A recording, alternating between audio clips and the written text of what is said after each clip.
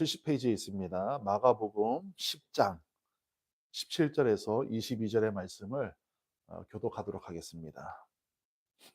예수께서 길에 나가실새 한 사람이 달려와서 꿇어 앉아 묻자오되 선한 선생님이여 내가 무엇을 하여야 영생을 얻으리이까. 예수께서 이르시되 내가 어찌하여 나를 선하다 일컫느냐. 하나님 한 분 외에는 선한 이가 없느니라. 내가 계명을 안 하니 살인하지 말라, 간음하지 말라, 도둑질하지 말라, 거짓 증언하지 말라, 속여 빼앗지 말라, 내 부모를 공경하라 하였느니라. 그가 여짜오되 선생님이여 이것은 내가 어려서부터 다 지켰나이다. 예수께서 그를 보시고 사랑하사 이르시되 내가 아직도 한 가지 부족한 것이 있으니 가서 내게 있는 것을 다 팔아 가난한 자들에게 주라. 그리하면 하늘에서 보화가 내게 있으리라. 그리고 와서 나를 따르라 하시니 그 사람은 재물이 많은 거로 이 말씀으로 인하여 슬픈 기색을 띠고 근심하며 가니라. 아멘. 오늘 당신의 불편한 갈등은 무엇입니까? 라고 하는 제목으로 말씀을 잠시 나누도록 하겠습니다. 고대 그리스의 전설적인 영웅이죠. 아킬레우스가 왜 전설적인 영웅이 되었냐면 그의 어머니 바다의 여신 이 테티스 어머니가 이 아킬레스를 이 스틱스 강가에다가 발목을 잡고 이렇게 담궈요. 그 스틱스 강가는 몸을 담그면은 이 영생 불사할 수 있는, 그러니까 어떤 상처, 어떤 해함이 있어도 다시 상하지 않는 무적과 같은, 뭐 오늘로 얘기하면 막 헐크, 아이언맨 막 이런 존재로 만들어 버리는 거죠. 그래서 담궈 뺐는데 어 어쨌든 담가야 되니까 이 발목을 잡고 담갔다 뺐잖아요. 이렇게. 나중에 이 트로이 전쟁 때 적장이 쏜 이 화살이 발 뒤꿈치에 맞고 결국에는 사망하게 됩니다. 저는 신앙생활도 마찬가지라고 생각을 해요. 결국 작은 일, 작은 문제 하나가 하나님과의 관계뿐만이 아니라 성도들과의 관계, 또 교회의 혼란과 상처를 줄 수 있다라는 것입니다. 여러분, 분쟁이 있는 교회들 보면요, 대부분 어떤 큰 문제가 있어서 싸우는 게 아닙니다. 어떤 진리를 수호하기 위해서, 뭐 이단적인 갈등 때문에, 그런 것 때문에 싸우는 게 아니에요. 뭐 지옥이냐 천국이냐 이런 문제 때문에 싸우는 게 아니에요. 그 싸우게 된 원인 배경을 자세히 들여다보면요, 아주 사소한 것들, 사소한 감정, 어떤 그런 갈등들로부터 시작이 돼서 그것이 큰 불이 된 거예요. 여러분, 부부 사이도 마찬가지고요. 자녀와 부모 사이의 갈등도 마찬가지예요. 여러분, 부부 사이도 그렇고 자녀와 부모의 갈등에서도요, 큰 문제 때문에 싸우는 거 없습니다. 여러분, 뭐 어떤 이 나라 이 민족을 위해서 싸웁니까? 기후 변화 때문에 싸워요? 부모하고 자식이, 부부끼리?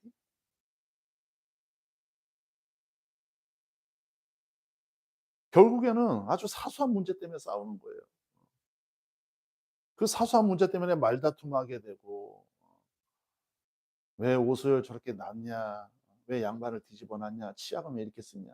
별거 아니에요. 이런 걸로 하다 보면 "잔소리하지 마세요." 막 그러면서 막 그러다가 "내가 너한테 잔소리하냐?" 막 그러면서 이제 이게 언성이 높아지면서 결국에는 그런 것 때문에 싸우는 거예요. 어떤 심오한 문제, 뭐 전 우주적인 지구적인 문제 때문에 싸우는 것이 아니라 다 그런 사소한 문제에서부터 출발해서 결국에는 그 관계들이 상처를 입고 만다라는 거예요. 오늘 본문에서도 또 보면은 아주 이 사소한 문제 하나로 인해서 씨름하고 갈등하는 한 청년이 등장하게 됩니다. 우리 17 절의 말씀인데요. 우리 17절 말씀 한번 읽도록 하겠습니다. 시작. 예수께서 길에 나가실새 한 사람이 달려와서 꿇어 앉아 묻자오되 선한 선생님이여 내가 무엇을 하여야 영생을 얻으리이까. 이 부자 청년 이야기가요, 요한복음만 빼고 다 나와요. 마태복음에서는 젊은 청년이라고 나오고요. 오늘 보면 이 마가복음에서는 부자 청년이라고 나오고, 누가복음에서는 관원이라고 나와요. 지위가 높은 사람으로. 근데 이 청년은 심지어 태도도 좋아요. 예수님께 나와 가지고 제일 처음에 한 행동이 뭐냐면은 무릎을 꿇는 거예요. 여러분들 예수님 처음 보면 어떨 것 같아요? 여러분 어떻게 하실 것 같아요? 숨을 것 같습니까? 내가 죄가 많아 가지고 막 숨을 것 같아요? 저는 예수님 처음 만나면은 그냥 그럴 것 같아요. 입을 크게 벌리고 이럴 것 같아요. 뭐 안으려고 하는 사람도 있을 거고. 저는 이 본문을 말 이 오늘 저는 이 본문을 보면서 많은 상상을 해 봤어요. 뭐 요즘 애들은 뭐 셀카도 찍겠죠. "예수님 잠깐만요." 하고 셀카도 찍고 뭐 브이로그 "와 주님이 나타났다." 하면서 브이로그 찍기도 하고 유튜브 찍기도 하고 뭐 난리가 아니겠죠. 근데 이 부자 청년은 어떻게 했냐면은 제일 먼저 와서 무릎을 꿇었대요. 이게 굉장히 좋은 태도로 보여요. 사실은 그것도 좋은 태도죠. 근데 어 또 한편으로는 약간 저는 어떤 뉘앙스를 느꼈냐면은 좀 가식적이다라는, 물론 제가 느낀 그 뉘앙스가 정답은 아닙니다. 근데 이제 본문을 깊게 묵상하면서 보니까 굉장히 '형식과 틀에 매여 있고 가식적이다.'라고 하는 생각이 들었어요. 근데 이 사람은 뭐 달려와서 꿇어앉았죠. 그러니까 태도가 좋은 거예요. 예수님에 대한 태도가 좋은 거예요. 어쨌든 제가 느끼기에는 가식적이었을지 모르겠지만 문자적으로 봤을 때는 굉장히 태도가 좋은 거죠. 그리고 이 사람은 지식과 지혜에 목이 마른 사람이었어요. 그러니까 사케라고 하죠. 사케. 사기 캐릭터. 그러니까 흔히 이야기하는, 오늘날로 이야기하면 교회 오빠. 교회 갔는데 되게 박보검처럼 잘생긴 오빠가 있는데 영어도 잘하고 공부도 잘하고 그리고 성격도 좋고 그리고 모든 여자들한테, 자매님들한테 상냥하고 다 웃어 주고 실수해도 그건 나쁜 건가요? 다 웃어 주면은? 예 어쨌든 착해.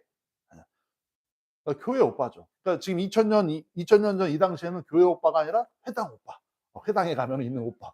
와 그 당시에는 회당이 교회였잖아요. 그래 가지고 뭐 회당에 갔는데 여자들이, 자매님들이 막 다 줄 서는 오빠. 심지어 돈도 많아요. 야 차는 막 페라리 끌고 교회 왔는데 내리는데 매너 되게 좋아. 어 자매 돌아가면서 태워서 문제지만 되게 매너도 좋은 거예요. 근데 이 청년이, 이 사기 캐릭터 같은 이 청년이 예수님 앞에 이 모든 것으로 이 완벽한 이 치장된 사기 캐릭터 같은 이 청년이 예수님 앞에 나와서 고민을 털어놓는 거예요. 근데 그 고민을 털어놓을 때 무릎을 먼저 꿇었다라는 거예요. 여러분 처음 본 사람 앞에서 무릎을 꿇는 것은 굉장히 어려운 일이에요 사실은. 남부러울 것 없는 사람이 예수님 앞에 나와서 무릎을 꿇었다라는 거예요. 근데 왜 무릎을 꿇었을까? 왜 무릎을 꿇었을까? 제가 아까 이제 그 좀 가식적으로 느껴졌다라고 하는 거는 여러분 계속 머리에 염두에 두지 말고 이따가 결론에서 한번 생각을 하시면 되고요. 일단은 왜 이 청년이 무릎을 꿇었을까? 저는 그렇게 생각해요. 만족함이 없었기 때문이라고 봅니다. 만족함이 없었다. 그러니까 다시 이야기하면은 참 행복이 이 청년에게 없었다라는 거예요. 뭔가 결핍, 갈증이 있었다라는 거죠. 갈증이. 삶에 대한 갈증이 있었다라는 거예요. 그러니까 그런 갈증이 없다면 자신이 가지고 있는 이 어마어마한 조건들 때문에 무릎을 꿇을 리가 없거든요. 당시 예수님의 행색은 노숙자였잖아요. 3년 내내 그 단벌 신사로, 그다음에 툭 하면은 제자들하고 길거리에 있는 이삭 따다가 먹고 그렇게 그냥 힘들게 살았던 그 예수님 앞에 보잘것없이 이 초라한 예수님 앞에 나와서 부족함이 없는 청년이, 모든 것이 완벽한 청년이 무릎을 꿇었다라는 건 뭐냐. 예수님 앞에서 뭔가 갈증과 결핍을 해결하고 싶어서 왔다라는 거예요. 아무리 재산이 있고 권력이 있고 도덕적으로 흠이 없는 것처럼 살아도 여전히 그 마음속에는, 이 청년 마음속에는 갈증과 공허가 있었다라는 거예요. 그러니까 저는 이 말씀을 묵상하면서 이렇게 이야기합니다. 결핍은 우리를 창조하는 경계선이다. 장진호 목사가 한 얘기예요, 여러분. 누가 한 게 아니라 결핍은 우리를 창조하는 경계선이에요. 그러니까 결핍은 다시 이야기하면요. 여러분 우리가 겪고 있는 어떤 갈증들, 결핍의 문제들이 있잖아요. 그게 물질이든 사랑이든 관계든 어떤 영적인 거든 모든 것은, 이 결핍이라고 하는 것은요. 상태의 문제가 아니에요. 결국 그 결핍을 통해서 우리가 예수님 앞에 나와서 무릎을 꿇었느냐, 예수님 앞에 나와서 내 마음을 보여드렸느냐라고 하는 태도의 문제가 되는 거예요. 그래서 이 청년도 아주 중요한 문제였던 것 같아요. 그래서 이 한 가지 부족한 것, 이 결핍 때문에 예수님 앞에 찾아온 거예요. 그러면서 이렇게 질문해요. "어떻게 하여야 영생을 얻겠습니까?" 그 결핍의 문제가 바로 영생의 문제였어요. 그 질문이, 여러분 교회 다니시는 분들은, 뭐 초신자들이나 교회를 안 다니는 사람들은 뭐 이런 질문을 할 수 있겠다라고 생각하겠지만 교회를 다니는 사람들의 입장에서는 좀 신앙을 아는 사람들의 입장에서는 이 청년의 질문이 좀 어색하다라고 하는 것을 우리는 단번에 깨달아요. 당연한 질문 같은데 예수를 믿는 우리들에게는 어색한 질문인 거예요. 어떻게 하여야 구원을 얻을까? 교회에서 금기시하고 있는 거잖아요. 행위 구원. 근데 이거는 단순히 행위로 인한 구원을 넘어서 조금 더 이 당시 유대 사이에 뿌리 박혀 있었던 결과론적 구원론이 그들에게 있었다라는 거예요.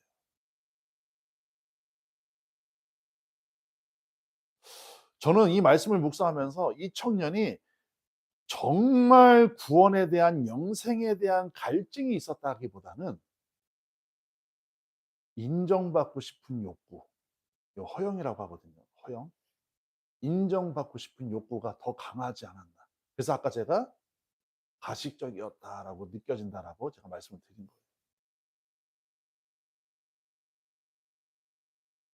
여러분 이 행위로 결과론적으로 그리고 인정받고 싶은 욕구 이게 다 지금 율법으로 가능했다라고 착각을 하는 거예요. 율법으로 가능했다. 이 당시에 살고 있던 사람들이. 여러분 율법의 역할이 무엇입니까? 근본적인 율법의 역할은요. 내가 죄인임을 아는 거예요. 율법은 당연히 지켜야 되는 법이지만 그 지켜야 되는 법을 통해서 정말 우리가 알아야 될 것은 무엇이냐? 내가 죄인임을 알아야 되는 거예요. 나 대신 율법처럼 율법의 역할처럼 나 대신 죽어가는 어린 양을 보면서 짐승의 피를 보면서 무엇을 깨달아야 되느냐? 번엄 쌤통이다. 잘 죽어라가 아니라 내가 죄인이구나라고 하는 것을 깨달아야 된다는 거예요. 율법의 한계에 쓰러진 우리로 하여금 예수님이 찾아오심으로 인해서 십자가를 지시고 율법을 완성하시고 우리의 수고를 덜어가게 하신 거예요. 갈라디아서 3장 24절의 말씀이 이렇게 말씀하고 있습니다. 같이 읽겠습니다. 시작. 이같이 율법이 우리를 그리스도께로 인도하는 초등교사가 되어 우리로 하여금 믿음으로 말미암아 의롭다함을 얻게 하려 합니다. 율법의 역할은 무엇이냐? 우리를 예수님께로 인도하는 초등학문의 교사. 교수가 아니라 초등학문, 아주 가장 기초적인 역할을 하고 있다는 거예요. 그래서 율법의 역할은 무엇이냐? 나를 그리스도께로 안내하기 때문에 내가 예수님 앞에서 씻을 수 없는 죄인이다. 내가 죄인이다라고 하는 것을 깨닫게 하는 거예요. 그러니까 내가 죄인임을 깨닫는 거예요. 한번 따라해 보세요. 내가 죄인이다. 내가 죄인이다. 네가 죄인이구나. 이건 율법이 아니에요. 네, 여러분. 예수님이 오시기 전까지 율법은 어떤 역할을 했느냐? 그러니까 율법 자체가 그런 역할을 하는 것이 아니라 율법을 지켰던 사람들에 의해서 율법이 무슨 역할을 했느냐? 내가 죄인임을 깨닫는 게 아니라 네가 죄인이구나라고 하면서 정죄한 거예요. 그러니까 여러분 가늠한 여인을 돌로 쳐 죽이려고 했을 때예요, 여러분. 예수님의 핵심 메시지는 그겁니다. 저 여자가 죄인입니다라가 아니라 네가 죄인인 것을 깨달아라. 네가 죄인인 것을 깨달아라. 그러니까 다 돌 집어 던지고 도망가잖아요. 그 질문 앞에서는 아무도 자유로울 수 없는 거예요. 근데 여러분 오늘날 교회 안에서도 그렇고요. 크리스찬들 세계에서도 그렇고요. 여전히 율법의 역할, 예수님의 역할을 모르는 사람들이 너무 많아요. 죄송한 표현인데 90% 이상이에요. 교회 가보세요, 여러분. 다 상대방이 죄인인 거예요. 여러분, 냉철하게 자기 자신을 한번 보세요. 상대방의 죄가 보이기 시작하면요. 아, 나는 이 청년하고 다를 것이 없다. 여러분, 복음과 율법의 역할은요. 상대방의 죄가 보이는 게 아니라 내 눈에 들보가 보여야 돼요. 상대방 눈깔에 티가 보이면 안 된다니까요. 내 눈깔에 들보가 보여야 돼요. 내가 죄인임을 자각해야 돼요. 그래서 예수님이 19절에 이렇게 말씀하세요. 19절 말씀 한번 읽어볼까요? 시작. 내가 계명을 안 하니 살인하지 말라, 간음하지 말라, 도둑질하지 말라, 거짓 증언하지 말라, 속여 빼앗지 말라, 내 부모를 공경하여라. 이건 예수님의 빌드업이에요. 다음 거에 대한 빌드업이에요. 지금 예수님께서. 음. 다 지켰다라는 거예요, 이 청년. 어. 여러분 솔직히 우리도 이런 정도의 문자적인 개념의 십계명은 다 지키고 살잖아요. 근데 예수님이 그 십계명을 체크하려고 하신 게 아니에요. 다음 질문 때문에 이걸 빌드업 하신 거예요. 바로 말씀하세요. 너에게 한 가지 부족한 것이 있다. 21절 말씀 한번 읽어볼까요? 21절 시작. 예수께서 그를 보시고 사랑하사 이르시되. 여러분, 예수님이 사랑하는 마음으로 지금 말씀하시는 거예요. 그 영혼 하나라도 끄집어내려고. 사랑하사 이르시되 내게 아직도 한 가지 부족한 것이 있다. 아킬레스건이 있다. 아킬레스건이 있다. 한 가지 부족한 것. 아까 서두에 말씀드렸죠. 발목 잡는 거 하나가 있다. 그러면서 뭐라고 하느냐? 너 부자나, 너 부자잖아. 네 재산이 100억쯤 되는 걸로 알고 있는데 10억 남겨놓고 90억 팔아가 아니라 다 팔아. 100억을 다 처분해. 그리고 과감하게 가난한 사람들에게 줘. 그러면은 지금 이 세상에서의 100억의 재산은 다 가난한 사람들에게 줬지만 하늘에서는 네 부하가 쌓일 거야. 여러분, 이거 굉장히 영적인 원리인데요. 이 사람의 재산이 100억이 사람들에게 다 뿌려진다고 해서 100억이 사라집니까? 아니요. 내게서는 떠나지만 다른 어느 곳에서는 그 100억이 살아 움직이는 거예요. 그 사랑과 그 긍휼의 마음이, 그 자비의 마음이 다른 곳에서는 살아 움직이는 거예요. 그래서 예수님께서 너 한 가지 부족한 것이 있는데 다 팔고 나에게 와라. 그럼 갈증이 해결될 것이다. 그 한 가지를 채우기 위해서는, 그 아킬레스건을 해결하기 위해서는 한 가지 부족한 것을 버려야 한다. 여러분, 이게 굉장히 영적인 질서예요. 여러분, 우리가 예수님 하나님으로부터 은혜를 받으려고 많이 쓰잖아요. 찬양도 하고 말씀도 듣고 그것만큼 중요한 게 뭐냐면요. 내 안에 있는 쓴뿌리들을 버려내야 돼요. 내 안에 있는 잘못된 것들, 아킬레스건들을 버려내야 돼요. 하나님의 은혜가 들어올 공간을 확보해야 된다는 거죠. 예수님 말씀하신 게 이거예요. 네 갈증을 해결하려면은 네 재산을 다 팔아야 그 갈증이 들어와서 해결된다. 여전히 여러분 버리지 못하는 죄의 습성들, 여전히 버리지 못하는 나의 교만한 마음들, 여전히 버리지 못하는 나의 여전히 버리지 못하는, 해결하지 못하는, 갈등하고 있는, 불편하게 갈등하고 있는, 꼭 쥐고 있는 내 거 있잖아요. 내 거. 그걸 버릴 때 갈증이 해결된다는 거예요. 굉장히 역설적이죠. 그런데 이게 사실입니다.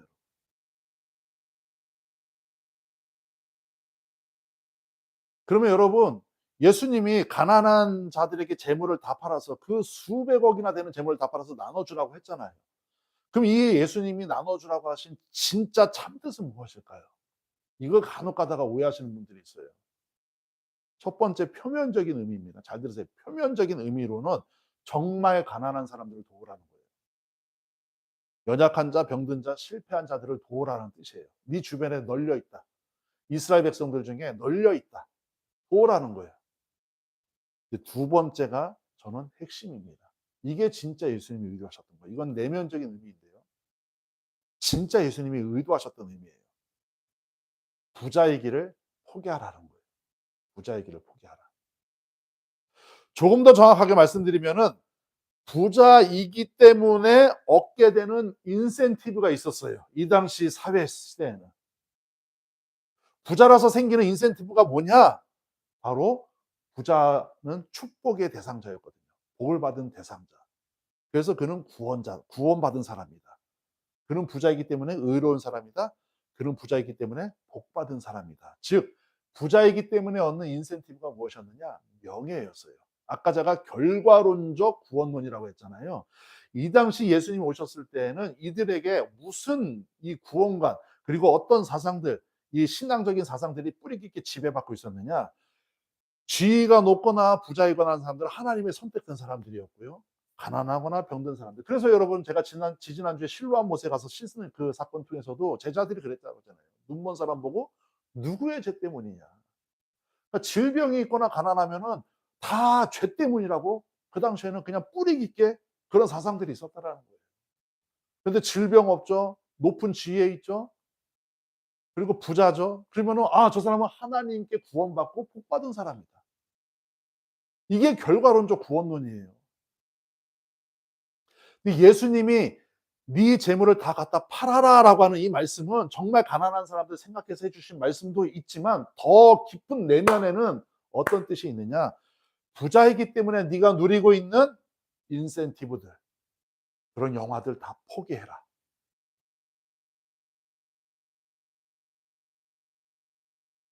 당시 유대인들의 사상에는 부자가 되거나 높은 관직에 오르거나 서기관 지도자가 되는 것이 하나님이 주신 복으로 간주했기 때문에 그거를 절대로 버리지 못하고 그걸 계속 세습했습니다. 그래서 예수님께서 이 땅에 오셔서요, 일부러 병든 자들 찾아가시고 귀신 들린 자들 찾아가시고 가난한 자들 찾아가신 거예요. 세상에서 버림받은 사람들, 자기 스스로도 나는 하나님께 버림받고 구원받을 자격이 없는 사람이야라고 하는 자괴감에 빠진 사람들을 예수님이 일부러 찾아가신 거예요.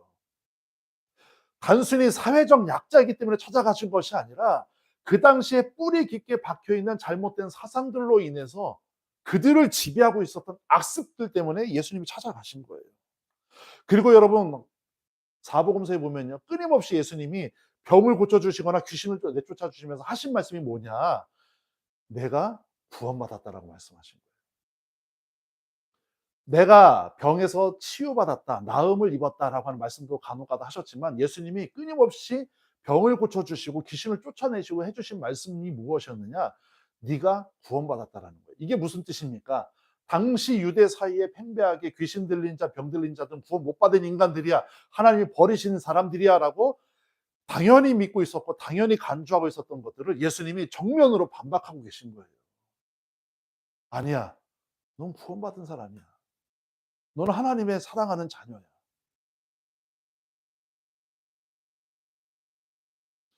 심지어 세리장 삭개오를 찾아가서는 뭐라고 합니까? 아브라함의 자손이라고 하잖아요. 바리새인과 서기관들 뒷목 잡을 일이에요. 어떻게 저 인간이 아브라함의 자손이야? 어, 감히 어떻게 저 인간이 아브라함의 자손이냐? 근데 예수님이 그렇게 선언하시는 거예요.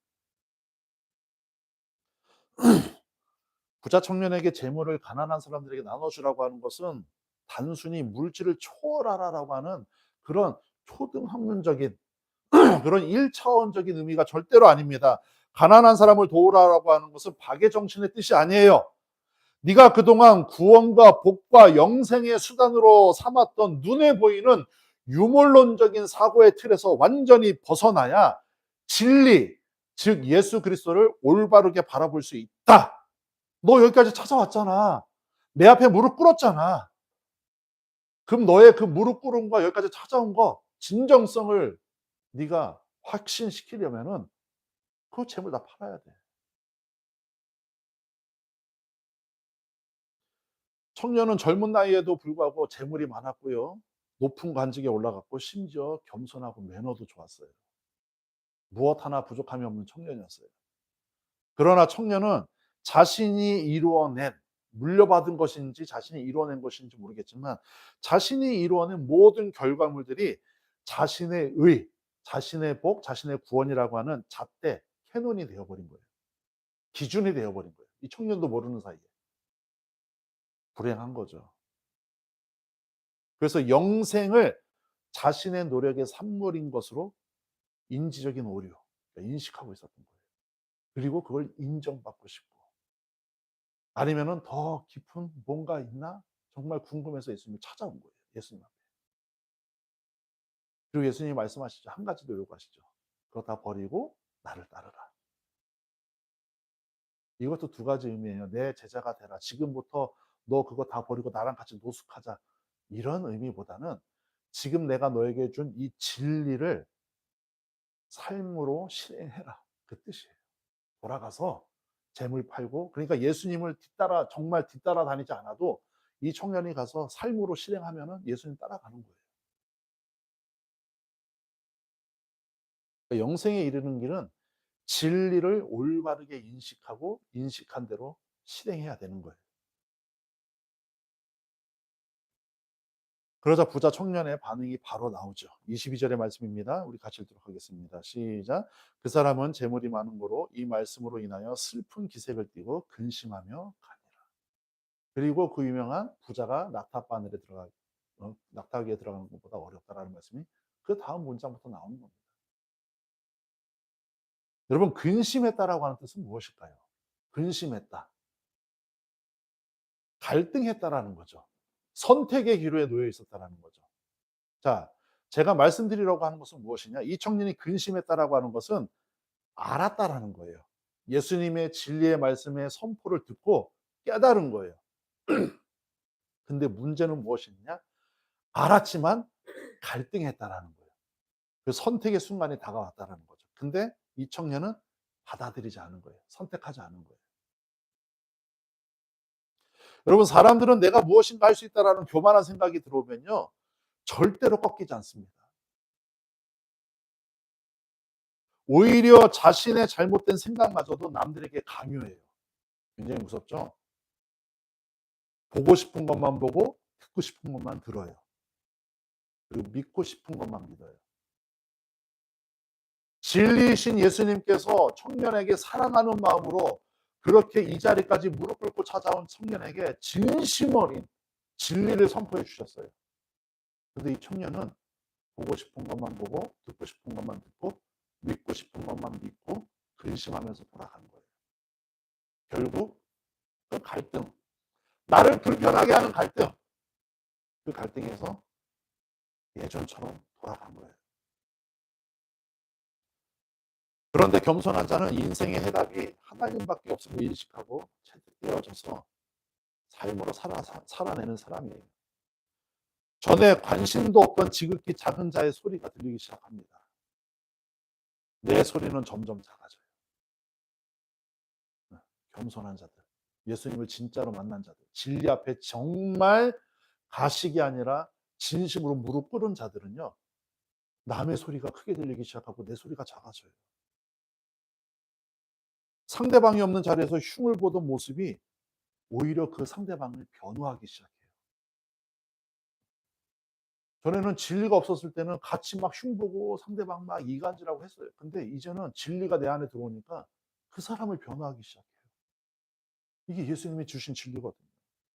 여러분, 내가 죄인인데 예수님이 변호사로 오셨잖아요. 파라클레오토스.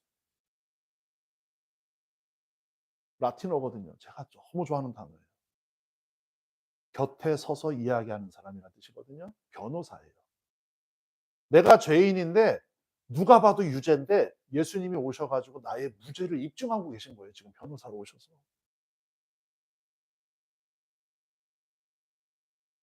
이 은혜를 깨달은 사람은요, 네가 죄인이구나, 네가 죄인이구나, 이 율법의 틀에 갇히지 않고 상대방을 변호하기 시작한다니까요. 죄 지은 사람들, 잘못한 사람들을 변호하기 시작해요. 예수님처럼. 여러분, 마음의 거울과 창문이 있습니다. 진리를 모를 때는 마음의 거울로 내가 성공할 때 스스로를 바라보면서 스스로에게 체면을 거는 거예요. 야, 내가 잘한 거야. 마음의 거울을 통해서. 진리를 모를 때는 그래요. 막. 어떤 성공을 하거나 그러면 마음의 거울을 통해서 자기를 봐요. 그리고 실패하면요, 마음의 창문을 통해서 환경 때문에 그래, 저 인간 때문에 그래. 막 손가락질해. 니 때문에 그래. 네가 죄인이야. 이래요. 그런데 진리를 깨닫게 되니까 성공하면은 마음의 창문을 통해서 저 사람 때문에 내가 이렇게 잘 된다.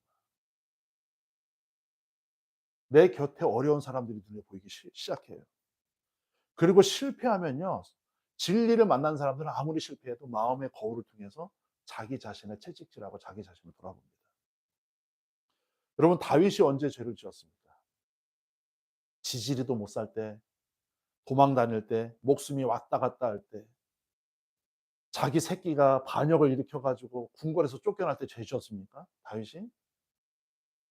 가장 잘 나갈 때, 전쟁에 나가면 승리하고 재물을 쌓아둘 곳이 없을 만큼 재물이 쌓이고 영토는 날마다 넓혀져 가고 다윗에 대한 명성이 아주 높을 대로 쌓여갈 때, 그의 눈빛, 그의 생각, 그의 목소리, 그의 용맹함이 천하를 호령할 때 다윗이 자기 마음 하나 지키지 못한 거예요.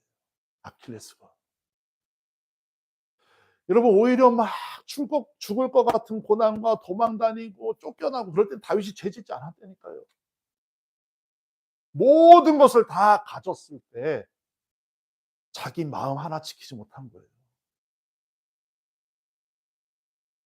모든 것을 다 가진 다윗이 아무 힘도 없이 자신의 집에서 목욕하는 여인, 그 여인 때문에 그 여인을 가지지 못한 그 유혹 때문에 죄를 짓고 만 거예요. 그러니까 양 100마리를 가졌음에도 불구하고 양 한 마리를 자기 자식처럼 키우는 그 집의 양을 뺏어다가 다윗이 먹은 거나 마찬가지예요. 나단이 와서 그걸 가지고 책망하잖아요.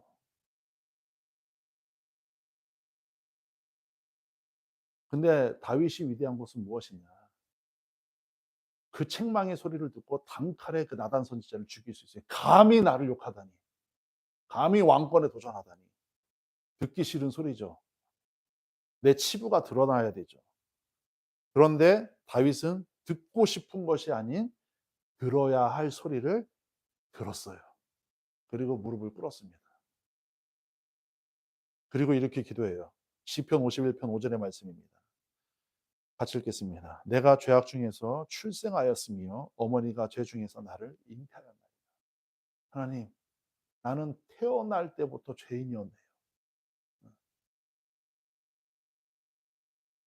하나님 없이는 회생 불가능합니다. 이 죄 때문에 완벽하게 무릎 꿇고 자기가 죄인, 그러니까 다른 사람이 죄인이 아닌 내가 죄인임을 깨닫고 하나님 앞에 넙죽 엎드려지는 순간 다윗은 진정한 하나님의 성도가 되는 거예요. 부자 청년이 붙들고 있던 재물, 명성, 매너, 지위, 그리고 율법을 잘 지키는 정신, 그것으로는 영생에 다다를 수 없음. 그리고 그가 부자이기 때문에 지위가 높기 때문에 그동안 누려왔던 구원에 대한 것들, 복에 대한 보상들, 그게 영생의 조건인 줄로 알고 잘못 살아온 관습들, 여전히 손에 놓지 못하는 그 부족한 한 가지 아킬레스건, 이것을 포기하고 진리이신 예수님을 따라갈 때에야 진정한 영생에 이르게 되는 건데 이 부자 청년은 포기했습니다. 여러분들에게 도전합니다. 여러분을 불편하게 만드는 삶의 갈등은 무엇입니까? 예수님의 질문 앞에 그 갈등, 그 아킬레스건을 비우셔야 예수님의 진리로 충만해집니다. 예수님의 진리로 충만해지는 것은 중연부라는 게 아니에요. 정신통일하는 게 아니에요. 내가 생각하고 있다고 되는 게 아니에요. 내 잘못된 것들을 비워내야 돼요. 자연스럽게 진리이신 예수님이 찾아 들어오십니다. 기도하겠습니다. 하나님 감사합니다. 오늘 부자 청년의 말씀을 통하여서 우리에게 주시는 하나님의 뜻이 있는 줄 믿습니다. 혹여라도 내 삶 속에서 나를 불편하게 하는 그 갈등 요소들이 있는 줄 압니다. 하나님, 그 갈등 요소들 앞에서, 그 아킬레스건 앞에서 과감하게 버리고 과감하게 무릎 꿇고 진리이신 예수님을 받아들일 수 있는 영적인 안목이 우리에게 띄어지게 하여 주셔서 하나님을 올바로 바라보고 올바로 따라갈 수 있는 참다운 성도 될 수 있도록 인도하여 주시옵소서. 예수님의 이름으로 축복하고 기도합니다. 네. 지금은 우리 주 예수 그리스도의 크신 은혜와 하나님 아버지의 무한하시고 극진하신 사랑하심과 성령님의 감화감동 역사 내주 충만 교통하심이 오늘도 함께 예배하며 우리의 아킬레스건을 과감하게 하나님 앞에 내어놓고 진리이신 예수님을 영접하길 원하는 당신의 사랑하는 남종과 여종들 머리 위에 저들의 가정과 일터와 자녀와 건강과 물질과 그 모든 삶의 걸음걸음 위에 이제로부터 영원토록 함께하여 주시기를 간절히 축원하옵나이다. 아멘.